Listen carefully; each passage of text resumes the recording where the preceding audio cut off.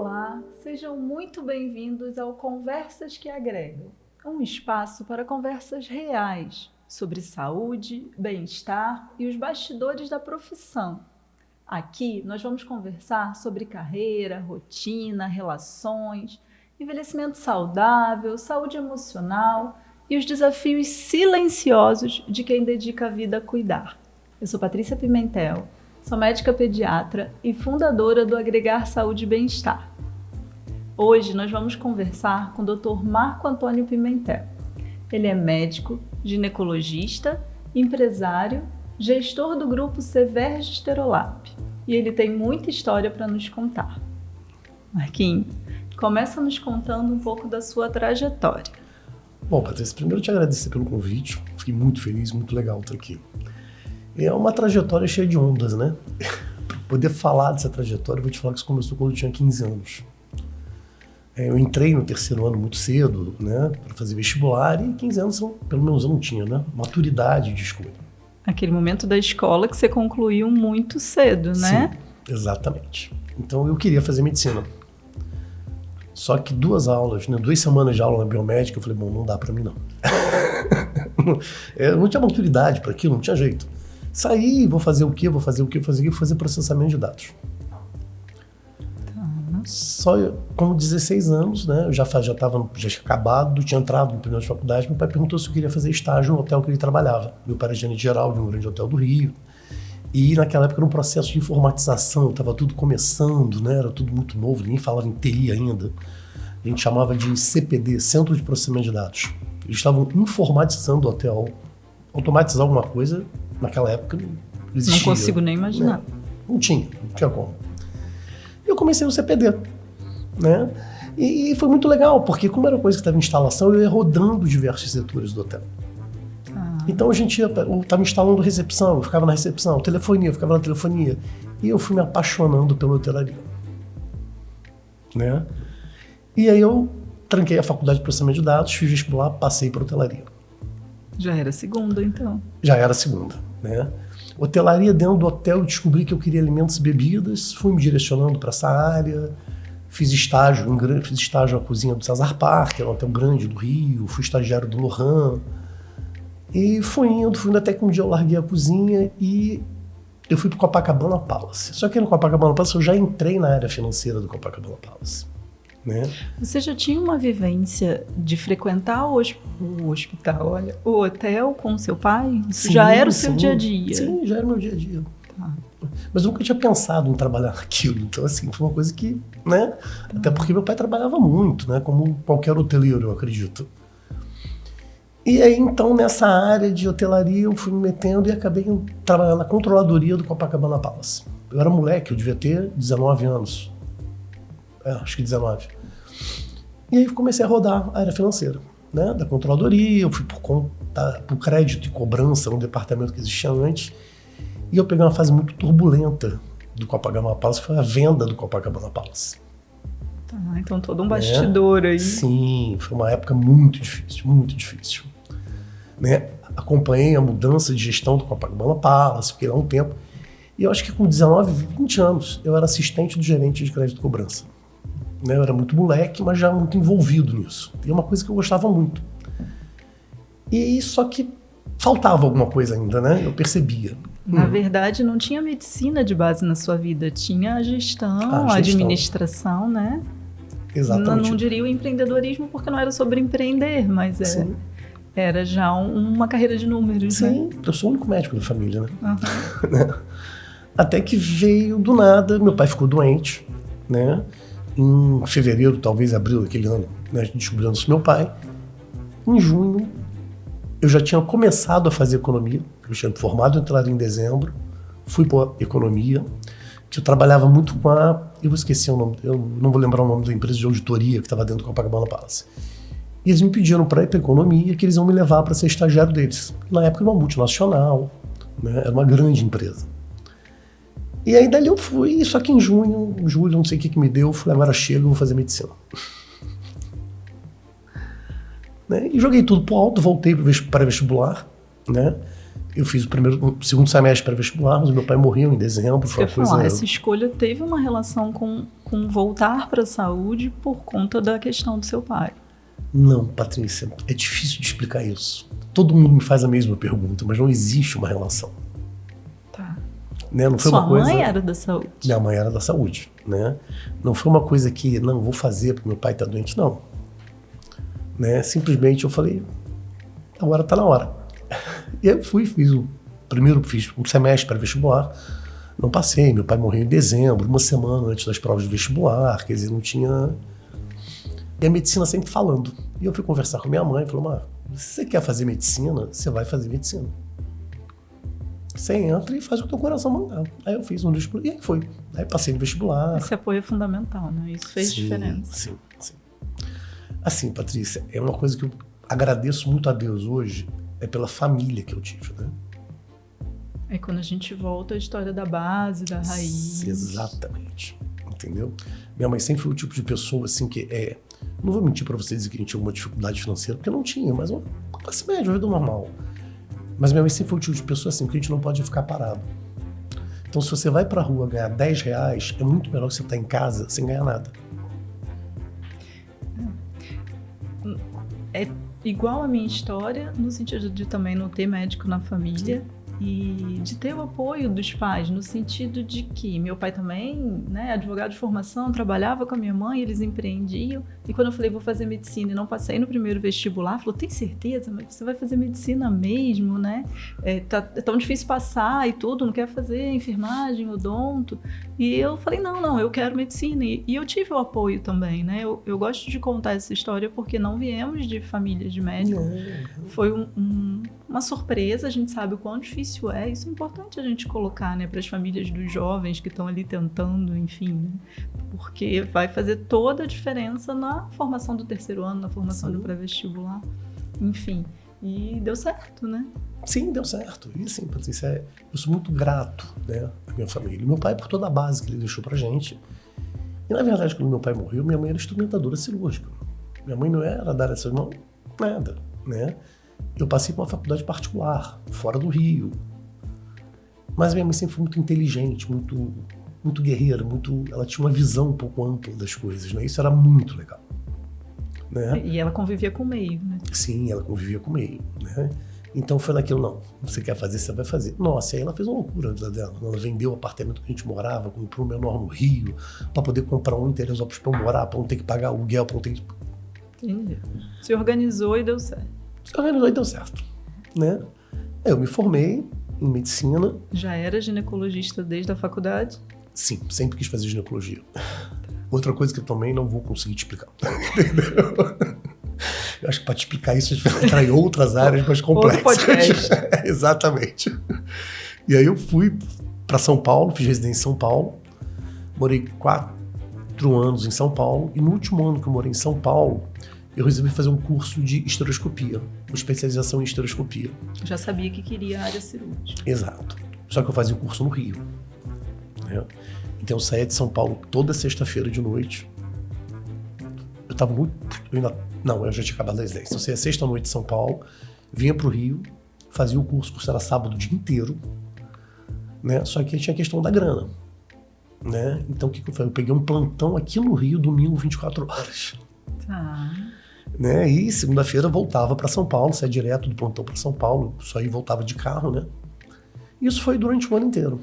É aquilo que quando a gente forma e faz uma residência médica, a subespecialização, ela precisa ser na sequência, né? Sim, não dá para ter um time de trabalhar e voltar, né? O ideal é isso. Já sabe o que é, 4 anos de residência, especialização. Sim, não tem como.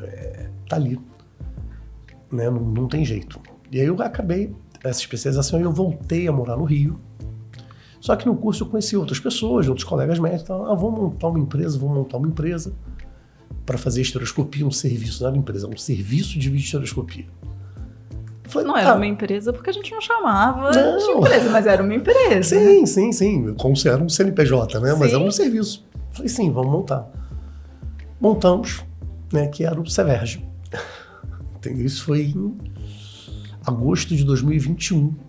Então, você acaba a faculdade, se especializa e você já cai no mercado de trabalho empreendendo. Exatamente. Né? Não era a visão de um médico, a gente está falando de 20 anos atrás, não era uma visão de que vou para consultório, vou abrir consultório, vou fazer só consultório para captar paciente para cirurgia, não. Já tinha uma visão de gestão, que também a gente não falava em gestão, mas a visão já era essa. Sim. Você lembra disso? Dessa decisão, assim? Lembro. Porque assim, Patrícia, acho que isso é um problema que muitos médicos têm, né? Não sei quando a gente começa. Eu não via a medicina, o meu trabalho como médico, a forma de eu alcançar os meus objetivos financeiros. Né? Não por incompetência, não era isso. Seria um caminho mais longo. Isso, até porque meu pai, cara, quando eu falei pra ele que eu ia fazer medicina, nossa, uma cena que eu lembro até hoje, meu pai internado no hospital, né? Falei, pai, quero conversar com você. Ele, Eu falei, eu vou largar tudo, vou fazer medicina. Ele olhou pra minha cara e falou, olha, você sabe que eu tô perto de morrer. Então você tem que ver a condição prática disso. Mas se tem condição, faça. Só vou te pedir uma coisa. Isso foi uma promessa que eu fiz um dia. Quando vocês nasceram, né? Eu tenho 2 irmãs, que são 2 anjos na minha vida. Não se volta só pro dinheiro. Com certeza. Aí passou. Então, eu não sei se foi por causa daquilo, eu não conseguia muito bem ver a medicina com uma forma de ganhar dinheiro. Eu nunca tive aquilo de, não, vou agendar 3 cirurgias, vou agendar 10 cirurgias, vou agendar 8. Eu via isso como empresa. Eu via isso dentro de um empreendimento. Era como se a medicina continuasse por amor, né? É exatamente isso. Né? E aí, é claro, isso me gerou muitos conflitos, né, no decorrer da carreira, não vou dizer que não. Tá? Porque a empresa visa lucro. A empresa visa lucro. Embora seja uma empresa médica. Exatamente. É o nosso grande conflito, é a barreira. A empresa visa lucro. E aí a gente montou o Severge, né? Para montar o Severge foi uma outra questão financeira. Eu fazia 72 horas de plantão seguidas, porque eu precisava ter dinheiro para montar o Severge. Né? Vendia carro, comprava outro parcelado e montou o Severge. O equipamento é muito caro. Né? Na época, então, era para fazer exames. Na época era uma fortuna o equipamento. E dali a gente foi andando. Né? O Severge começou, a gente só prestava serviço dentro de um hospital, que a gente até hoje tem um serviço lá dentro. Né? E daqui a pouco o Severge já tinha um consultório, que na verdade a sala era de um dos sócios, e a gente alugava essa sala, mas era só uma sala. Né? A gente chamava de clínica, mas era um consultório único. Mas a visão já era de clínica. Engraçado, Patrícia, quando a gente montou o Severge, eu sentei com os outros 2 sócios, né? Eu falei, gente, a gente tem que fazer o cartão. Aí os meus sócios falaram, não, eu tenho, na época era cartão de visita, né? Eu tenho meu cartão, tá aqui, médico, ginecologista, estereoscopia. Eu falei, não, Luiz, a gente tem que ter um cartão empresarial. Ele, como assim? Eu falei, peraí. Aí virei pra cara dele, você é o diretor técnico. Dr. Luiz Carlos, diretor técnico. Mas, diretor não sei o quê. Marco Antônio, diretor não sei o quê. Aí eu lembro que a minha sócia, que a minha sócia até hoje, olhou pra minha cara e falou assim, mas peraí. Só tem diretor? Eu falei, não precisa mais nada, meu querido. Eu sei da história, então vamos lá. O único com visão, assim, era você, porque os Sim. outros eram médicos, Sim, né? eram médicos. Que é o que a faculdade nos forma, né? A faculdade nos forma como médico. Hoje pode ser que, né, já tem alguma diferença aí, mas na nossa base não falava nem de projeção de carreira, menos ainda de empreender. Né? Sim. E aí eu fui trabalhando. Você era o diretor financeiro. Administrativo. Tá. Né? E aí a coisa foi funcionando, foi rolando, foi andando, né? A gente foi trabalhando e tal. Eu não vou lembrar o certo ano, talvez 2008, veio a ideia de a gente abrir uma outra unidade. Né? Nessa situação nós já tínhamos 5 sócios. E foi onde veio toda a confusão da sociedade, como em qualquer sociedade. Né? A dor de crescer. Exatamente, mas a dor de crescer sem... nem eu naquela época eu tinha a visão que eu tinha hoje, né, de como crescer o negócio. E eu percebi que a matriz estava ficando extremamente prejudicada, né, com dívida, coisa que a gente nunca teve, por conta da nova sede. De uma filial, que a filial na verdade era um palácio, né, uma coisa... Só que fora de uma realidade.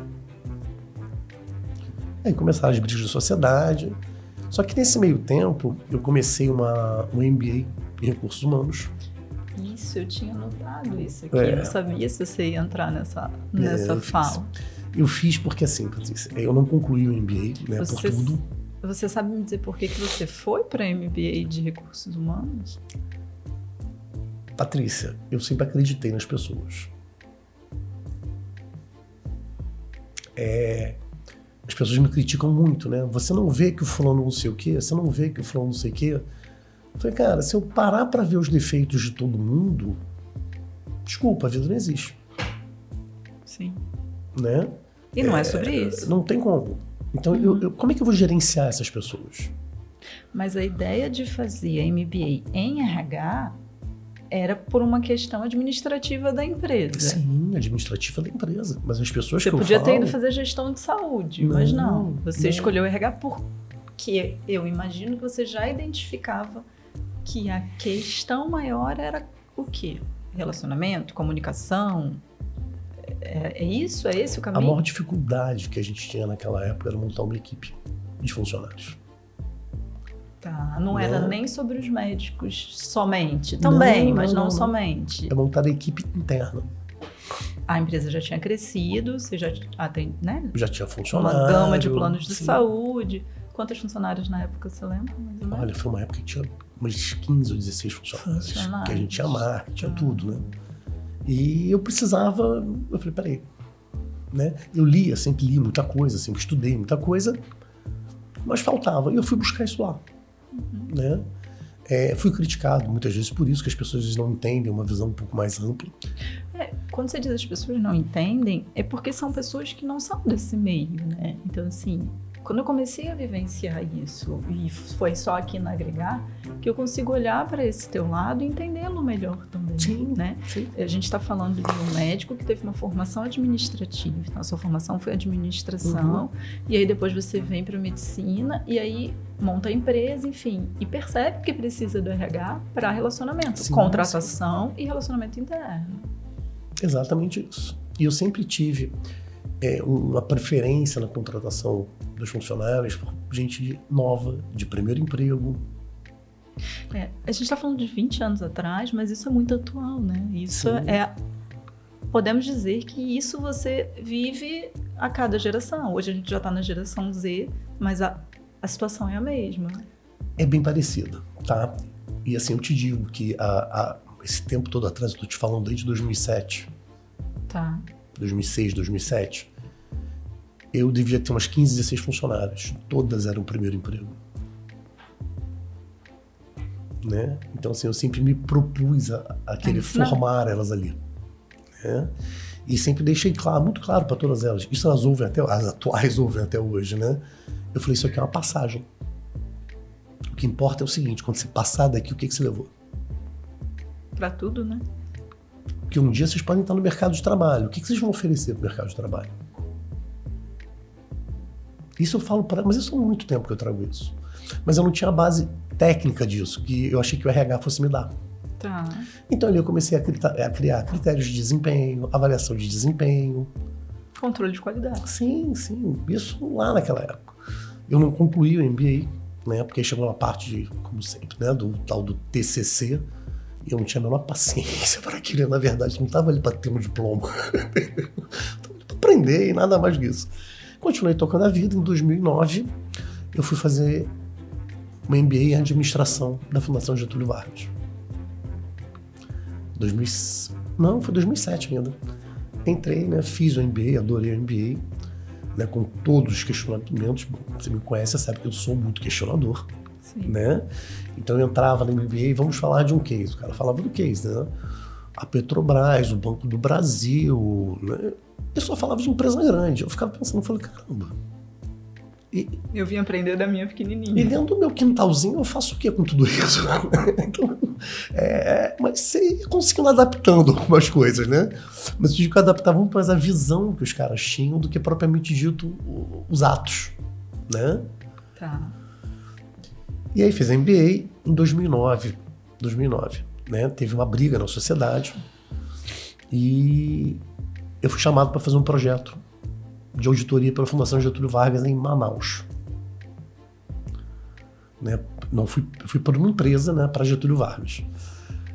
E foi mais um momento de conflito, né? Eu tinha um filho na época de 2 anos. Tu tinha sozinho? Você lembra dessa época? Sim, mas o que eu ia trazer em relação ao trabalho era um Marco pai, ok, né? O filho pequeno, gestor da própria empresa e indo trabalhar numa outra empresa. Então, ali também foi um mundo novo, um momento novo para você. Você voltou, né? Não vou dizer que voltou à época do hotel, mas voltou a ser funcionário, né? Como era mais ou menos na auditoria, era o trabalho que você foi desenvolver lá, exatamente. Certo? Porque o problema, Patrícia, diz o que é. Eu sou gestor de uma empresa, tá? Você passa tanto tempo naquela empresa, por mais que você vá a um congresso, você vá a uma reunião, o que está acontecendo lá fora? Sim, a gente tem que estar sempre buscando. Né? E naquela época, a gente não tem hoje a gama de informações que você tem. Então, para mim, tá dentro de uma outra situação, tá dentro de uma empresa, tá em outro estado, morando em outro estado. Aquilo foi uma vivência, assim, assustadora.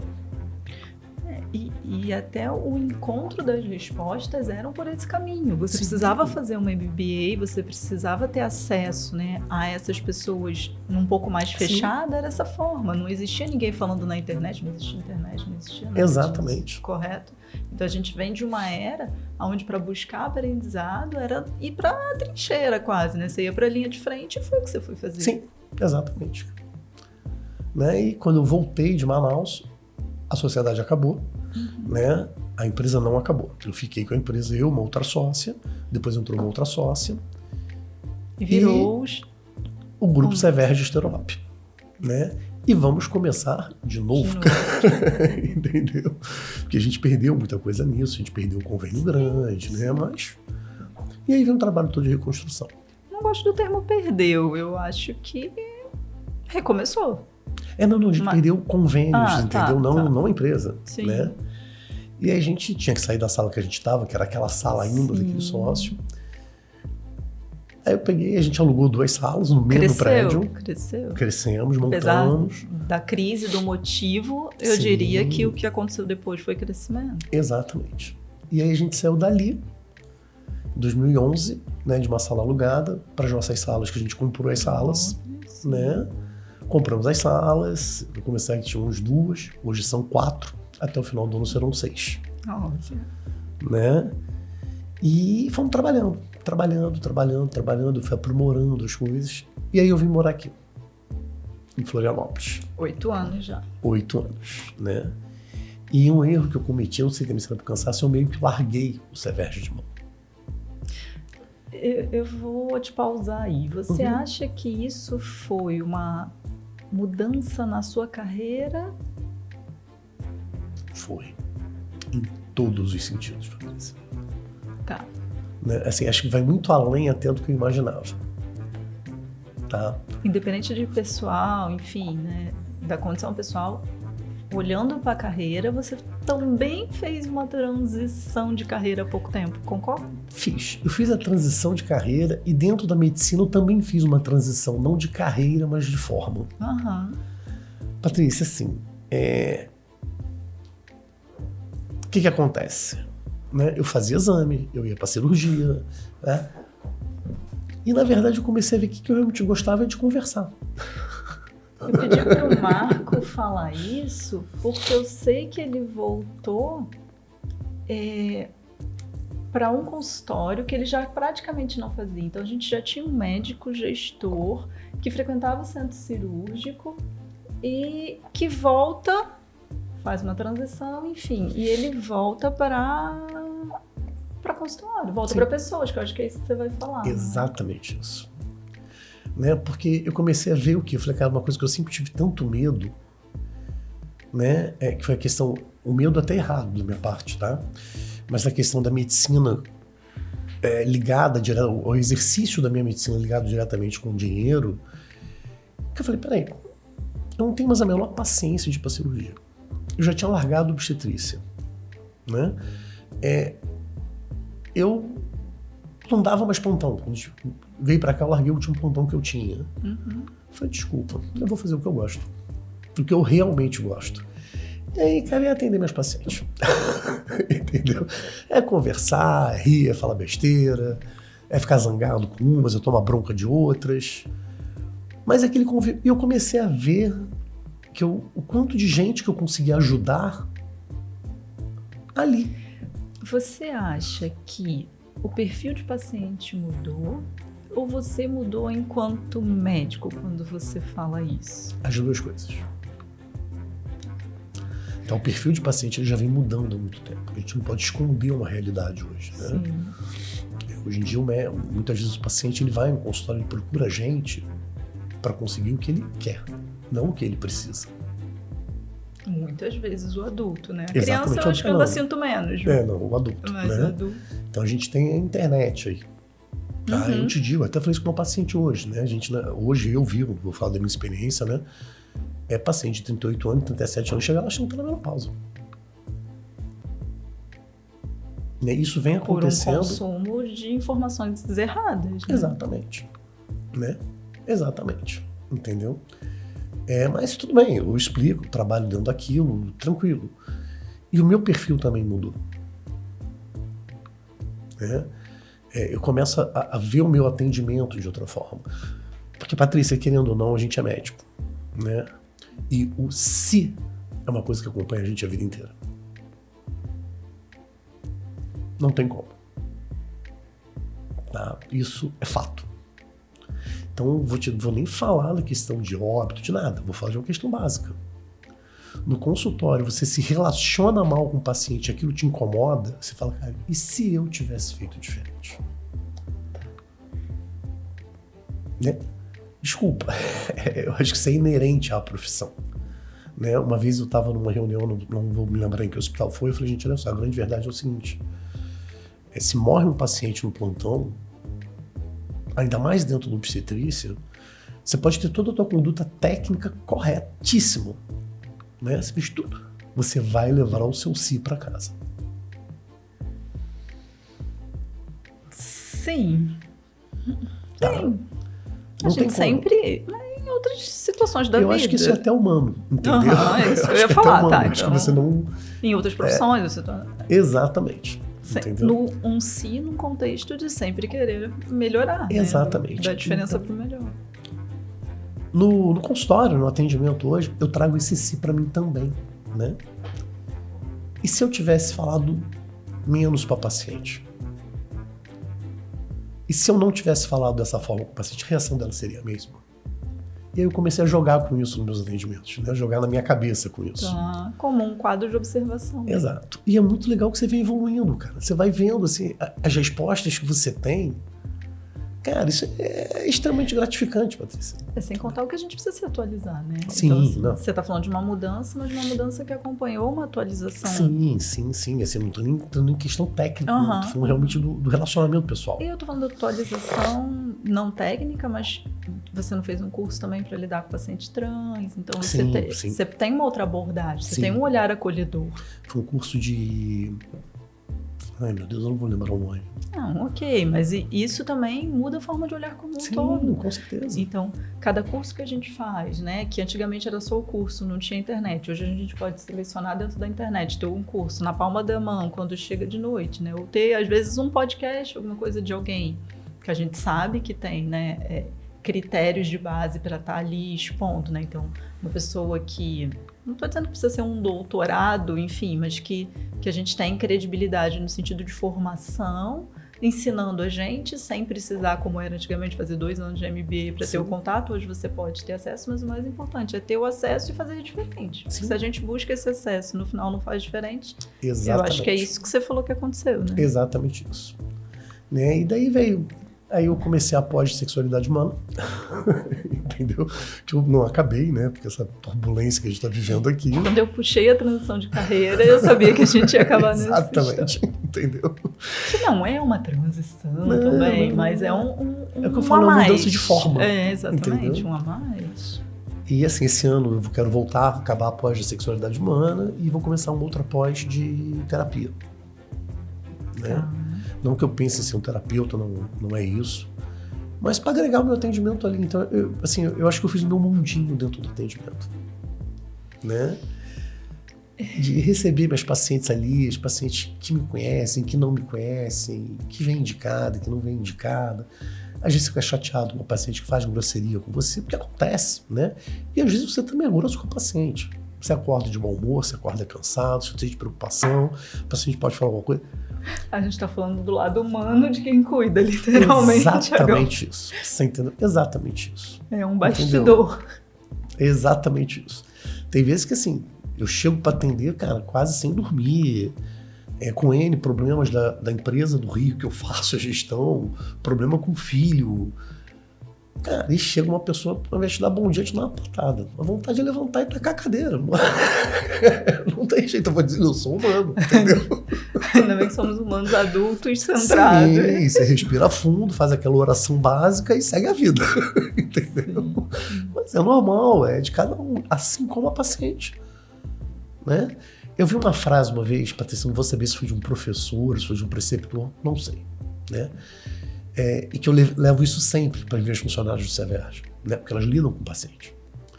A gente não pode esquecer que a pessoa que chega ali, pra gente é uma paciente, mas ela é o amor da vida de alguém. Total. Né? Ela tem os problemas dela, ela carrega os problemas dela. Eu sempre uso com elas, com os funcionários da empresa, aquela máxima do marketing, né? Ninguém vai ao consultório por uma questão de desejo. É uma questão de necessidade. Né? Não tem como. Então só isso já exige um respeito muito grande por quem vai até ali. Então eu sempre cobro isso. Os pacientes têm que ser tratados com respeito.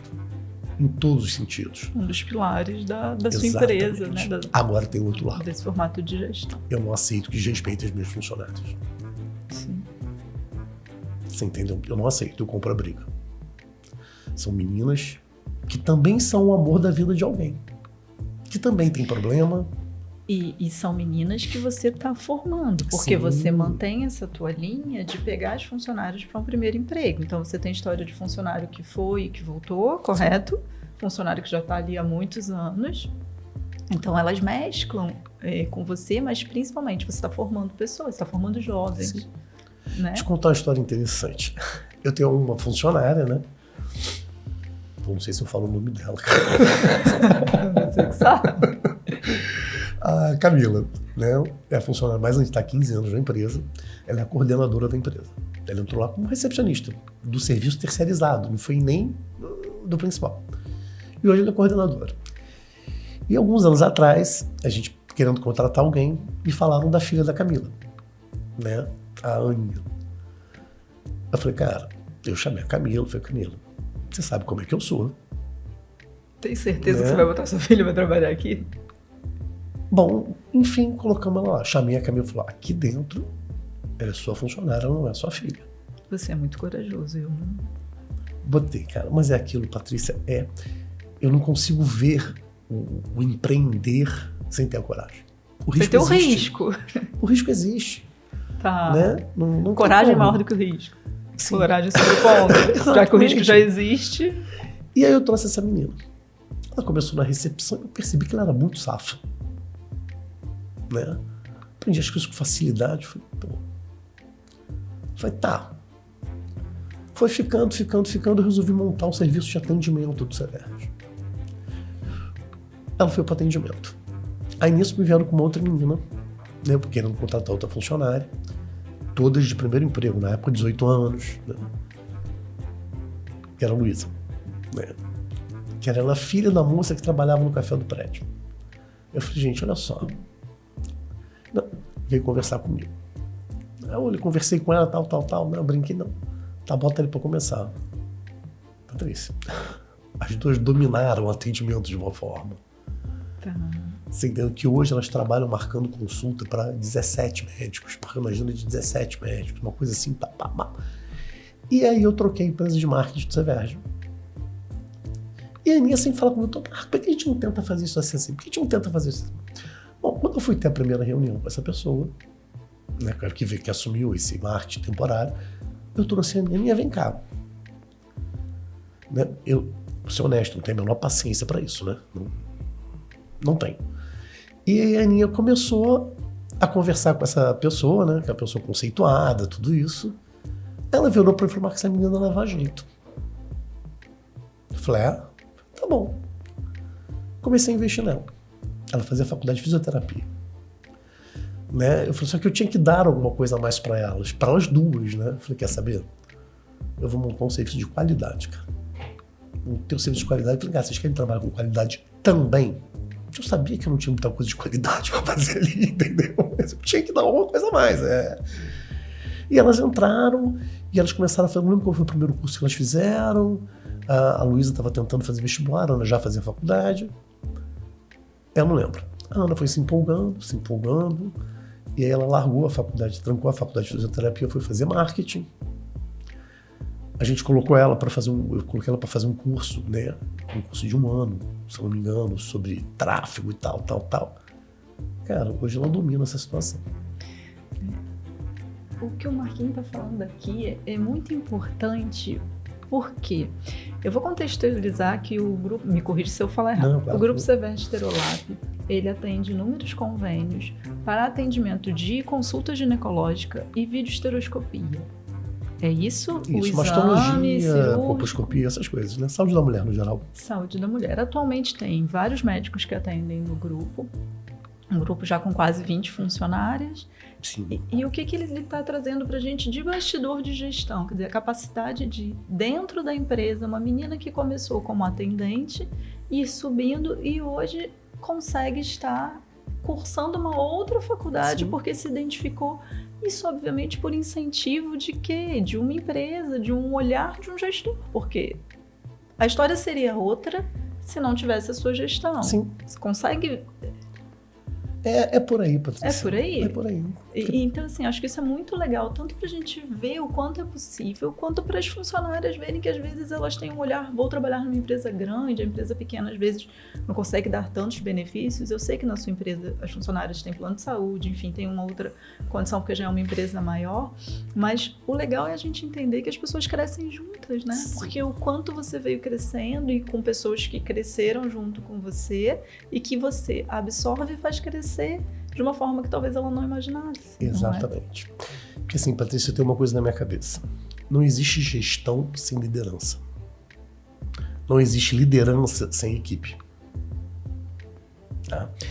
E, para mim, né, você ouve inúmeras teorias de liderança. Para mim, o líder ele tem um papel, ele tem que passar para as pessoas, né, para a equipe, uma coisa fundamental, que se chama confiança. Tá? A equipe precisa confiar no líder. Ela precisa se sentir segura ali dentro. Sim. Né? Por isso que eu falei naquele momento que eu não admito desrespeito meus funcionários. Sim. Você entendeu? E esses são um dos pontos. Porque quantas vezes eu chego na reunião prazo muitas vezes e falo do tal do propósito? Né? E falo do você vai passar o que? A vida aqui sem crescer? Escolha, né? Quando você sair daqui, você vai dizer o quê? Eu fui recepcionista lá há 10 anos, mas tudo bem, mas aí o que mais que você fez? Que curso que você fez? Você estudou? Você mudou de setor? Como é que foi? Nada. Então eu falo isso para elas, mas eu não posso deixar de dar para elas a oportunidade de conseguir aquilo, de ajudar elas a conseguir aquilo. Ah, você é bonzinho. Eu falei, não, eu não sou bonzinho. Eu não sou bonzinho. Né? É só que eu acho que é muito fácil você passar por uma empresa. Qual foi o legado que você deixou? Eu deixei uma empresa montada. Tá, mas e as pessoas que estão lá dentro? E até a pessoa que passou por essa empresa, o que ela deixou é o que ela vai levar, né? Eu falo brincando, né? Eu falei, olha só, gente, o dia que eu morrer, alguém tem que sentir falta de mim, cara, não é possível. Não pode ser tão em vão assim, tão vai, cara. Você entendeu? Não vai. Eu me preocupo sim, né? Eu dou bronca. Tem funcionário que ri, que fala, caraca, você é pior do que meu pai. Entendeu? Mas é por elas. É por elas. Não tem como.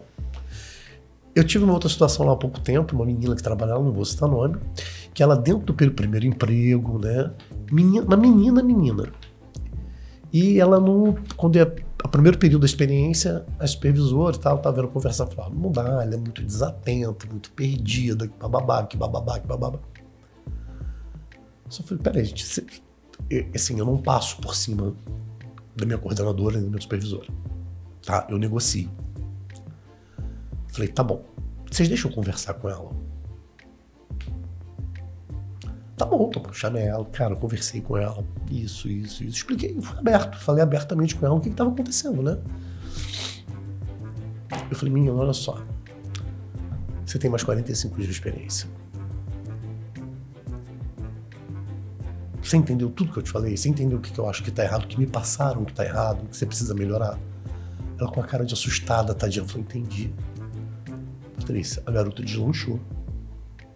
Às vezes falta acertar a chave, né? Só acertar a rota, né? Deslanchou. Aí um dia eu já tinha mais tempo, já estava na empresa uns 6 meses, chamei ela na sala e falei, tenho muito orgulho de você. Ela olhou pra minha cara e falou, por quê? Eu falei, você deu resposta. Você respondeu. Ela, acho que ela não entendeu muito bem até hoje, né? Entendeu? Ela tá. E tá lá, cara, trabalhando, ganhando dinheiro, fazendo a faculdade dela. Talvez ela não tenha tido a consciência, até pela idade, talvez mais jovem, mas um dia vai olhar pra trás e vai entender porque o mérito foi dela, né? Você só direcionou, o mérito foi dela. Exatamente. O mérito foi dela. Eu uso uma frase de brincadeira, né? Que na verdade não é muito bem brincadeira, mas todas elas sabem. Tudo que a empresa puder fazer para ajudar, eu vou fazer, tá? Agora, eu não acendo vela para defunto ruim. A frase é péssima, entendeu? Mas é isso, entendeu? Me mostra o que você quer, que eu vou tentar te ajudar. Agora, se você quer chegar atrasado todo dia, né? Desculpa, o que eu posso te oferecer é o mercado. Falando em mercado, vou mudar um pouco o assunto. A gente fez uma transição de carreira, a gente já falou da era, a gente já falou, né, desse mundo digital, que não é o mundo de quando nos formamos médicos. Olhando para a medicina agora, a gente falou muito de empreendedorismo. Você não imaginava na tua carreira estar conversando num podcast? Claro que não. Eu tô falando isso porque eu sei que ele não é do Instagram, não vai pra rede social, não vai pra nada. Pra conseguir um depoimento, eu trouxe pro podcast. Como é que você vê dentro da saúde? Você pode olhar para trás e me falar do que você já vê hoje, porque hoje já é o presente, da diferença dos médicos, né, que você lida hoje, e como você acha que vai acontecer para daqui a 10, 20 anos? Onde você acha que nós vamos estar? Pode ser baseado no tipo de atendimento que você falou que já faz diferente, pode ser de uma forma mais ampla. Me fala um pouco disso. Vamos lá, Patrícia. Eu acho que a essência da medicina não muda. Tá? Eu acho que a essência da medicina, ela sobrepõe tecnologia, qualquer coisa. Porque, querendo ou não, é uma relação humana. Muita gente diz, os robôs vão substituir o médico. Nunca. Até porque o paciente que é um humano... Isso não existe. O que a gente tem hoje são profissionais tecnologicamente muito mais bem formados do que nós fomos. Tá? Porque a gente tinha a tecnologia da época. Né? A ressonância, quando eu me formei, era uau. Você entendeu? Era... Né? Hoje em dia, não. Hoje em dia você vê cirurgia robótica e tal.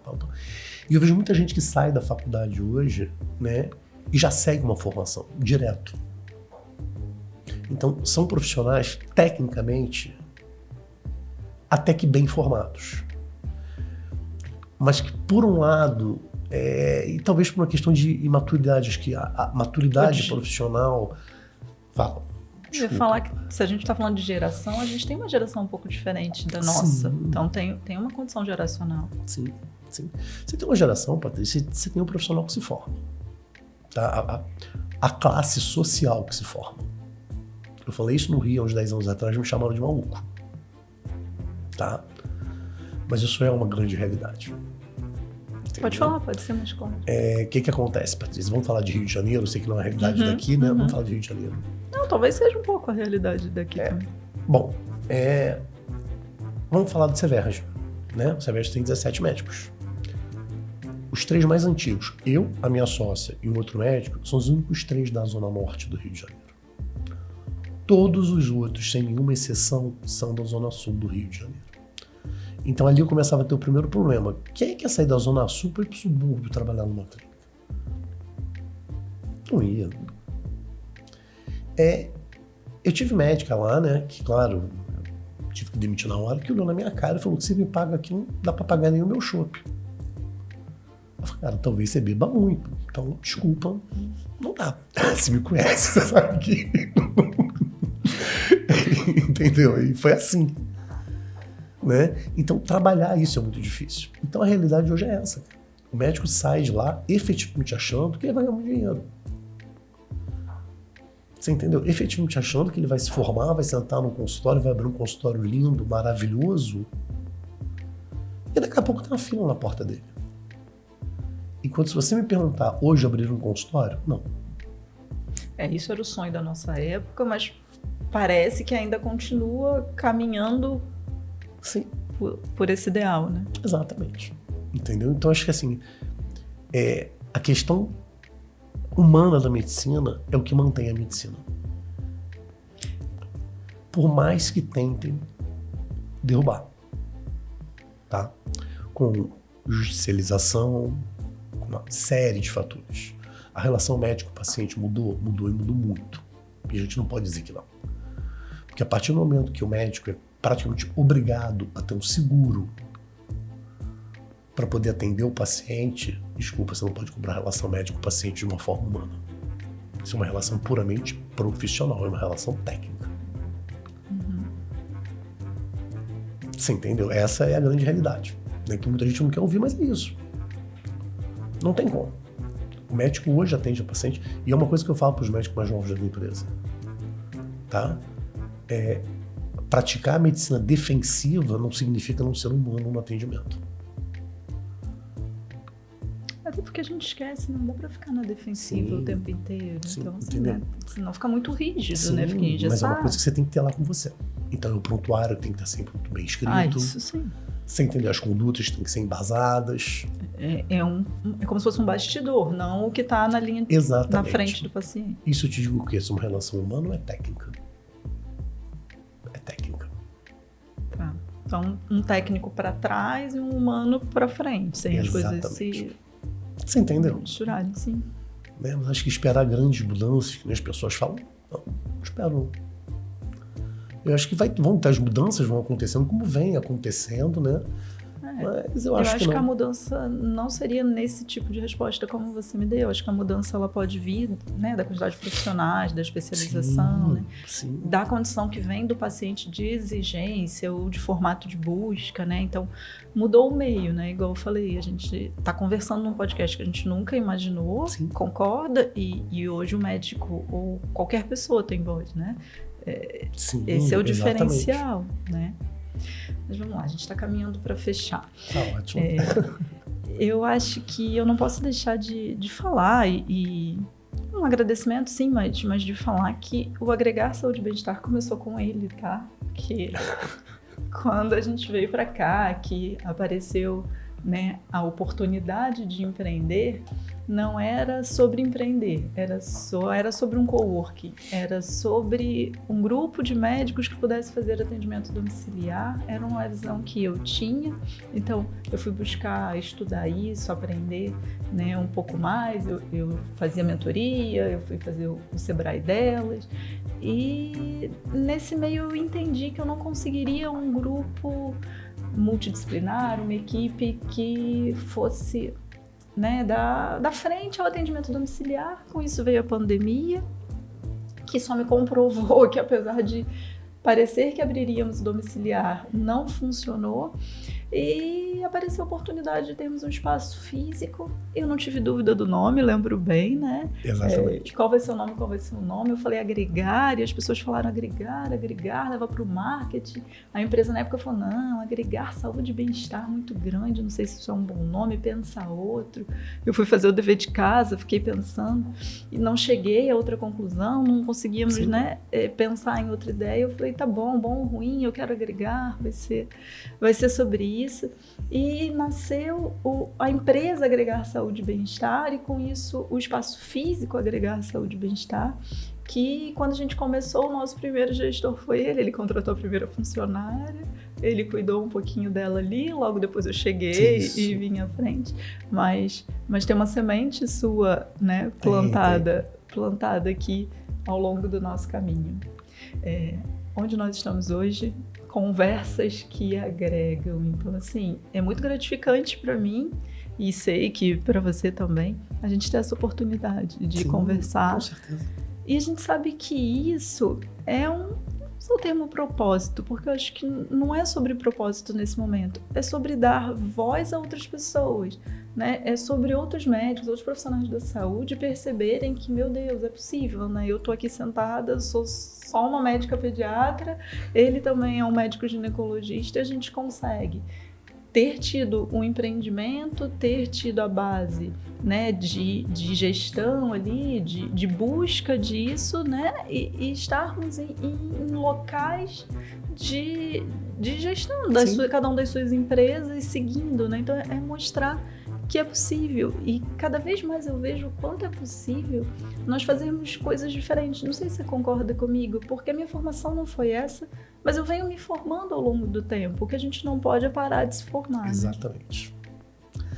Patrícia, porque aquela frase que eu uso sempre, né? A natureza não dá salto, ela caminha. Entendeu? E esse nosso caminhar dentro da gestão é o dia a dia. Sim. É o estudar, é aproveitar a experiência, é muitas vezes ouvir mais do que falar. E o caminhar novo que veio é o mundo digital. Sim. Porque a gente entendeu que não tem como, a gente tem que existir no digital. A gente não vai daqui, se a gente for olhar para daqui a 10, 20 anos, existir só na porta de consultório, na plaquinha. Pode ser que um ou outro vá por uma indicação, mas que a grande diferença é que a gente precisa estar falando para mais pessoas. Sim. Acessando, trocando, conversando. Exatamente. O mundo é muito amplo, cara. O dia que você quer ir? Essa é a pergunta. Essa é a pergunta. Entendeu? Exatamente. Fala pra mim. Agregar saúde e bem-estar pra você é? A gente finalizar. Vamos lá, Patrícia. Agregar saúde e bem-estar para mim é a concretização de um sonho, né? Eu vou colocar de uma forma, de princípio de um sonho seu, né? Mas que um sonho da casa, só que a gente tem visões diferentes até de gestão, né? Que é onde você se complementa. Se eu tivesse continuado na gestão da agregar saúde, você sabe que a agregar saúde não seria isso. Com certeza. Entendeu? Não. Então, assim, eu acho isso aqui fantástico. Entendeu? Pelo que oferece os profissionais que vêm trabalhar aqui. Né? Que nem eu já te falei, eu não montaria um consultório hoje. Tá? A estrutura do coworking faz todo sentido. Exatamente. E por toda a amplitude que você está conseguindo dar ao negócio. Eu acho isso fantástico. Entendeu? Eu acho isso fantástico. Deixa uma mensagem pra gente. Pode ser o agregar saúde e bem-estar pro outro. Uma mensagem. Eu sei que você gosta muito de ler, uma dica de um livro. Enfim, o que você quer deixar para finalizar aqui? Vamos lá, Patrícia. Todo mundo tem o direito de crescer. Todo mundo tem o direito de procurar um melhor caminho. Isso é um direito. Mas quem quer tem a obrigação de procurar. E quem está por trás tem a obrigação de ajudar. Né? É uma visão um pouco mais ampla do amor. Não do amor de marido, mulher, de pai, de filho, mas do amor em geral. Né? O amor é um verbo transitivo direto, certo? Isso exige ação. Então, quando eu falo isso, eu estou pensando nas minhas funcionárias, e que eu sei que você tem com as suas. Uma prova de amor com as minhas funcionárias é querer vê-las crescerem. Sim. Tanto quanto eu quero que meus filhos cresçam, sabe? Então, assim, e acreditar sempre em Deus. É isso, é sonhar, mas fazer, é ter ação. Exatamente. Né? Não tem como ficar parada no movimento. Exatamente. Obrigada. Eu que te Foi agradeço muito. E te parabenizo por tudo que você está conseguindo, cara. Você merece. Eu espero que essa conversa nos acompanhe, nos deixe reflexões e a todos vocês, quem sabe levar para algo novo. Afinal de contas, o que você também faz para agregar saúde e bem-estar à sua vida, aos seus funcionários ou à sua família. Muito obrigada. Foi? Meu Deus, sobrevivei, amor!